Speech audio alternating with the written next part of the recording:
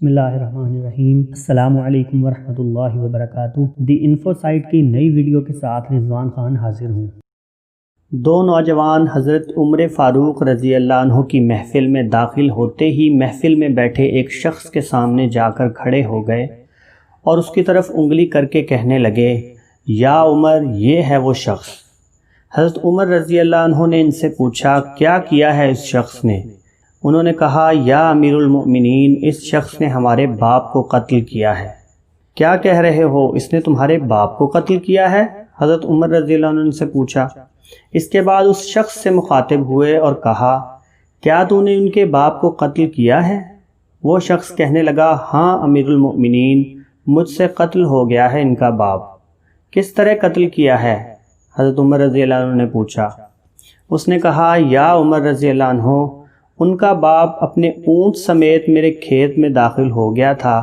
میں نے منع کیا، باز نہیں آیا تو میں نے ایک پتھر دے مارا جو سیدھا اس کے سر میں لگا اور وہ موقع پر ہی مر گیا۔ حضرت عمر رضی اللہ عنہ کہنے لگے، پھر تو قصاص دینا پڑے گا، موت ہے اس کی سزا۔ نہ فیصلہ لکھنے کی ضرورت، اور فیصلہ بھی ایسا اٹل کہ جس پر کسی بحث و مباحثے کی گنجائش بھی نہیں۔ نہ ہی اس شخص سے اس کے کنبے کے بارے میں کوئی سوال کیا گیا، اور نہ ہی یہ پوچھا گیا کہ تعلق کس قدر شریف خاندان سے ہے۔ نہ ہی یہ پوچھنے کی ضرورت محسوس کی گئی کہ تعلق کسی معزز قبیلے سے تو نہیں، معاشرے میں کیا رتبہ ہے یا کیا مقام ہے۔ وہ شخص کہنے لگا، اے امیر المؤمنین، اس کے نام پر جس کے حکم سے یہ زمین و آسمان قائم ہیں، مجھے صحرا میں واپس اپنے بیوی بچوں کے پاس جانے دیجیے، تاکہ میں ان کو بتا آؤں کہ میں قتل کر دیا جاؤں گا۔ ان کا اللہ اور میرے سوا کوئی آسرا نہیں ہے، میں اس کے بعد واپس آ جاؤں گا۔ سیدنا عمر فاروق رضی اللہ عنہ کہنے لگے، کون تیری ضمانت دے گا کہ تو صحرا میں جا کر واپس بھی آئے گا یا نہیں؟ مجمع پر ایک خاموشی سی چھا گئی۔ کوئی بھی ایسا نہیں تھا جو اس کا نام تک جانتا ہو۔ اس کے قبیلے، خیمے یا گھر وغیرہ کے بارے میں جاننے کا معاملہ تو بعد کی بات ہے۔ کون ضمانت دے اس کی؟ کیونکہ یہ کوئی ادھار یا زمین کے ٹکڑے یا اونٹ کے سودے کی ضمانت کا معاملہ تو نہیں تھا۔ ادھر تو ایک گردن کی ضمانت دینے کی بات تھی جسے تلوار سے اڑا دیا جانا تھا۔ محفل میں موجود صحابہ کرام رضی اللہ عنہ پر ایک خاموشی سی چھا گئی۔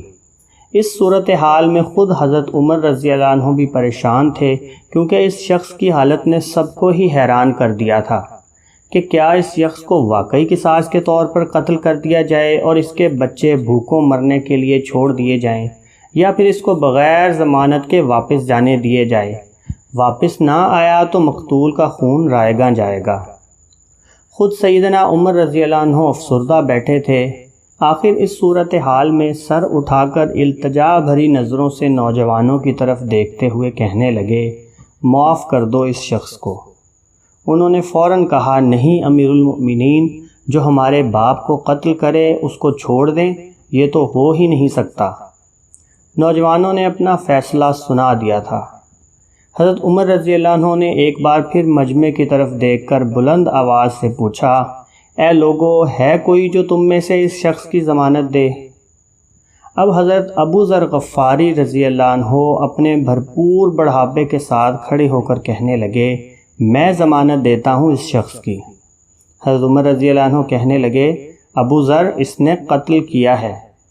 انہوں نے کہا، چاہے قتل ہی کیوں نہ ہو۔ حضرت عمر رضی اللہ عنہ نے کہا، جانتے ہو اسے؟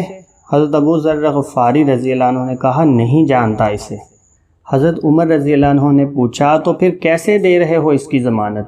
حضرت ابو ذر غفاری رضی اللہ عنہ نے کہا، میں نے اس کے چہرے پر مومنوں کی صفات دیکھی ہیں، اور مجھے ایسا لگتا ہے کہ یہ شخص جھوٹ نہیں بول رہا، انشاءاللہ یہ لوٹ کر واپس آ جائے گا۔ حضرت عمر رضی اللہ عنہ نے کہا، ابو ذر دیکھ لو، اگر یہ 3 دن میں لوٹ کر نہ آیا تو مجھے تمہاری جدائی کا صدمہ جھیلنا پڑے گا۔ انہوں نے کہا، امیر المؤمنین، پھر اللہ مالک ہے۔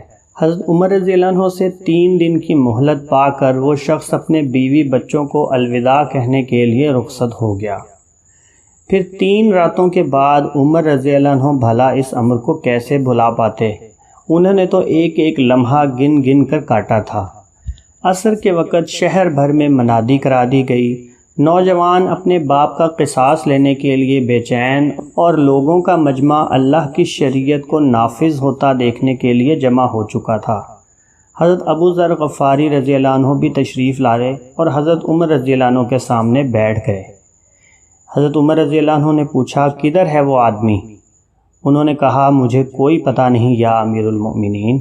حضرت ابو ذر غفاری رضی اللہ عنہ نے آسمان کی طرف دیکھا، محفل میں ہو کا عالم تھا، اللہ کے سوا کوئی نہیں جانتا تھا کہ آج کیا ہونے والا ہے۔ معاملہ چونکہ شریعت کا تھا اس لیے قاتل نہیں آتا تو ضامن چاہے کتنا بھی معزز کیوں نہ ہوتا اس کی گردن اڑا دی جانی تھی۔ مغرب سے چند لمحات پہلے اچانک ایک طرف سے دھول اٹھی اور وہ شخص آ گیا۔ حضرت عمر رضی اللہ عنہ کے منہ سے بے ساختہ اللہ اکبر کی صدا نکلی اور ساتھ ہی مجمع بھی اللہ اکبر کا ایک بھرپور نعرہ لگا کر خوشی سے جھوم اٹھا۔ حضرت عمر رضی اللہ عنہ اس شخص سے مخاطب ہو کر کہنے لگے، اے شخص، اگر تو لوٹ کر نہ بھی آتا تو ہم نے تیرا کیا کر لینا تھا؟ نہ تو تیرے گھر کو کوئی جانتا ہے اور نہ ہی تیرا پتہ کوئی جانتا ہے۔ حضرت عمر رضی اللہ عنہ کی یہ بات سن کر اس شخص نے کہا، امیر المؤمنین، اللہ کی قسم بات آپ کی نہیں ہے، بات اس ذات کی ہے جو سب ظاہر اور پوشیدہ کے بارے میں جانتا ہے۔ دیکھ لیجئے میں آ گیا ہوں، اپنے بچوں کو پرندوں کے چوزوں کی طرح صحرا میں تنہا چھوڑ کر، جدھر نہ درخت کا سایہ ہے اور نہ ہی پانی کا نشان۔ میں قتل کر دیے جانے کے لیے حاضر ہوا ہوں۔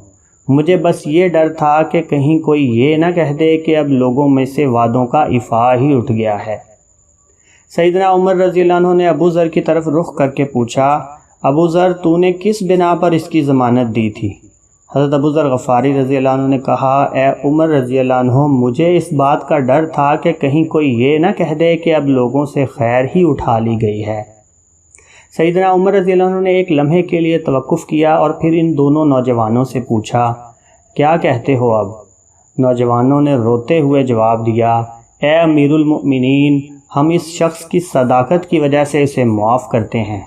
ہمیں اس بات کا ڈر ہے کہ کہیں کوئی یہ نہ کہہ دے کہ اب لوگوں میں سے عفو و درگزر ہی اٹھا لیا گیا ہے۔ سیدنا عمر رضی اللہ عنہ اللہ اکبر پکار اٹھے، آنسوؤں سے ان کی داڑھی تر تھی اور انہوں نے فرمایا، اے نوجوانوں، تمہاری عفو و درگزر پر اللہ تمہیں جزائے خیر عطا فرمائے۔ اے ابو ذر، اللہ تجھے اس شخص کی مصیبت میں مدد پر جزائے خیر عطا فرمائے، اور اے شخص، اللہ تجھے اس وفائے عہد و صداقت پر جزائے خیر عطا فرمائے۔ ناظرین کرام، یہ واقعہ اپنے اندر بہت سے اسباق سموئے ہوئے ہے۔ کاش کہ ہمارے معاشروں میں بھی ویسا ہی نظام عدل قائم ہو جائے اور ہم سب بھی ویسے ہی وعدوں کے پابند، دوسروں کے مددگار اور معاف کرنے والے بن جائیں تو ساری دنیا ہمارے قدموں میں ہو۔ اللہ تعالی ہمیں یہ تمام خوبیاں اپنانے کی توفیق عطا فرمائے۔ چینل کو سبسکرائب کر کے بیل آئیکن دبا دیں تاکہ اس طرح کی ہر اچھی ویڈیو کا نوٹیفیکیشن آپ کو سب سے پہلے مل سکے۔ ملتے ہیں کسی ایسی ہی اچھی ویڈیو میں، تب تک کے لیے اللہ حافظ۔